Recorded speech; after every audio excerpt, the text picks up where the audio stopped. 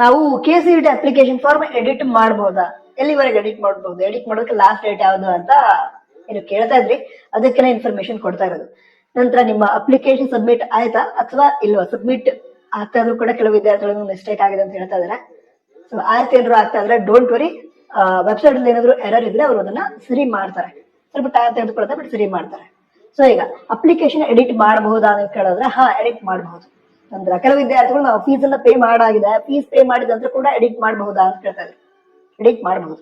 ಈಗ ರಿಸರ್ವೇಶನ್ಸ್ ಏನಿದೆ, Kannada medium Kota claim ಮಾಡಿಲ್ಲ, ಕ್ಲೇಮ್ ಮಾಡಬೇಕು ಅಂತಂದ್ರೆ ಕ್ಲೇಮ್ ಮಾಡಬಹುದು. ಸೊ ಈ ರೀತಿ ಹಾಗೆ ಈ ಇನ್ಕಮ್ ಕಾಸ್ಟ್ ರಿಲೇಟೆಡ್ ನಾನು ಕ್ಲೇಮ್ ಮಾಡಿಲ್ಲ, ಈಗ ಕ್ಲೇಮ್ ಮಾಡಬೇಕು ಅಂತ ಹೇಳಿದ್ರೆ ಕ್ಲೇಮ್ ಮಾಡಬಹುದು. ಓಕೆನಾ? ಹಾಗಿದ್ರೆ ಈ ರೀತಿ ಎಡಿಟ್ ಮಾಡಿ ಕ್ಲೇಮ್ ಮಾಡೋದಕ್ಕೆ ಲಾಸ್ಟ್ ಡೇಟ್ ಯಾವ್ದು ಅಂತ ಹೇಳಿದ್ರೆ, ಅಪ್ಲಿಕೇಶನ್ಗೆ ಯಾವ ಲಾಸ್ಟ್ ಡೇಟ್ ಅನೌನ್ಸ್ ಮಾಡಿದಾರೋ ಅದೇ ಲಾಸ್ಟ್ ಡೇಟ್ ಎಡಿಟಿಂಗ್ ಕೂಡ ಆಗಿರುತ್ತೆ. ಅಂದ್ರೆ ಅಪ್ಲಿಕೇಶನ್ ನ ಲಾಸ್ಟ್ ಡೇಟ್ ಮುಗಿಯೋವರೆಗೂ ಕೂಡ ನೀವೇನ್ ಮಾಡಬಹುದು, ಎಡಿಟಿಂಗ್ ಅನ್ನ ಮಾಡಬಹುದು. ಏನಾದ್ರು ಮಿಸ್ಟೇಕ್ಸ್ ಇದ್ರೆ ಸರಿ ಮಾಡ್ಕೋಬಹುದು. ಸೊ ಈಗ ಅಪ್ಲಿಕೇಶನ್ ಹಾಕೋದಕ್ಕೆ ಲಾಸ್ಟ್ ಡೇಟ್ ಫೆಬ್ರವರಿ 16 ಅಂತ ತಿಳಿಸಿದ್ದಾರೆ. ಸೊ KCET ಅಪ್ಲಿಕೇಶನ್ ಎಡಿಟಿಂಗಿಗೂ ಕೂಡ ಲಾಸ್ಟ್ ಡೇಟ್ ಯಾವ್ದಾಗಿರುತ್ತೆ ಕಮೆಂಟ್ ಮಾಡಿ. ಯಾವ್ದಾಗಿರುತ್ತೆ? ಫೆಬ್ರವರಿ 16 ಆಗಿರುತ್ತೆ. ಅದಕ್ಕಿಂತ ಮೊದಲೇ ಏನಾದ್ರು ಮಿಸ್ಟೇಕ್ಸ್ ಇದ್ರೆ ಎಡಿಟ್ ಮಾಡಿ ಸರಿ ಮಾಡಿ ಇಟ್ಕೊಂಡಿರಿ.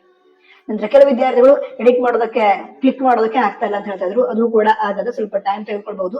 ನಂತರ ಯಾರ್ಯಾರು ಯಾವುದೇ ರೀತಿಯಲ್ಲಿ ಪ್ರಾಬ್ಲಮ್ ಫೇಸ್ ಮಾಡ್ತಾ ಇದ್ರು ಕೂಡ ಅಲ್ಲಿ ಗ್ರೀವಿಯನ್ಸ್ ಅಂತ ಒಂದು ಆಪ್ಷನ್ ಕಾಣುತ್ತೆ. ಲಾಗಿನ್ ಆದ ನಂತರ ಗ್ರೀವಿಯನ್ಸ್ ಅಂತ ಒಂದು ಆಪ್ಷನ್ ಕಾಣುತ್ತೆ, ಅದನ್ನ ಕ್ಲಿಕ್ ಮಾಡಿ ನೀವೇನು ಪ್ರಾಬ್ಲಮ್ ಫೇಸ್ ಮಾಡ್ತಾ ಇದ್ರೆ ಅದನ್ನ ಕರೆಕ್ಟ್ ಆಗಿ ಬರೆದು ಕೇಳಿದವರಿಗೆ ತಿಳಿಸಿದ್ರೆ ಅವ್ರದನ್ನ ಸರಿ ಮಾಡ್ತಾರೆ. ಸ್ವಲ್ಪ ಟೈಮ್ ತೆಗೆದುಕೊಳ್ಬಹುದು, ಬಟ್ ಸರಿ ಮಾಡ್ತಾರೆ.